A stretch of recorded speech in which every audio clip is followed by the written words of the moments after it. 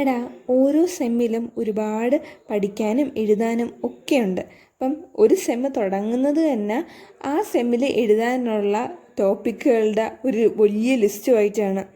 ഈ പോസ്റ്റിങ്ങിന് പോയി നമ്മൾ വൈവ കഴിഞ്ഞ് പ്രസൻറ്റേഷൻ കഴിഞ്ഞ് അതിൻ്റെ റീഡമോ കഴിഞ്ഞ് നമ്മൾ കണ്ട പേഷ്യൻസിൻ്റെ കാര്യങ്ങളൊക്കെ എഴുതി കഴിയുമ്പോഴത്തേക്കും എക്സാമിങ് എത്തും. സമയം പോകുന്നതേ അറിയാൻ പറ്റൂല.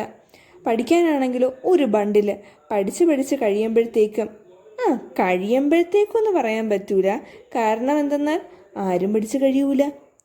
നമ്മൾ മരുഭൂമിയിൽ വെള്ളം കിട്ടൂലേ, അത് അതുപോലെയാണ് നമുക്ക് സെം ബ്രേക്കും.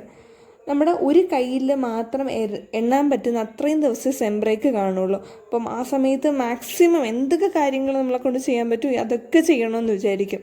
പക്ഷേ ഒരു കാലെടുത്ത് വെക്കുമ്പം തന്നെ ഒരു ദിവസത്തിൻ്റെ പകുതി അങ്ങ് പോയി കിട്ടും. പിന്നെ ജസ്റ്റ് ഇപ്പുറത്തോട്ട് പോകുമ്പോൾ തന്നെ 2 ദിവസം പോയി കിട്ടും. സത്യം പറഞ്ഞാൽ ദിവസമൊക്കെ പെട്ടെന്ന് അങ്ങ് പോകും.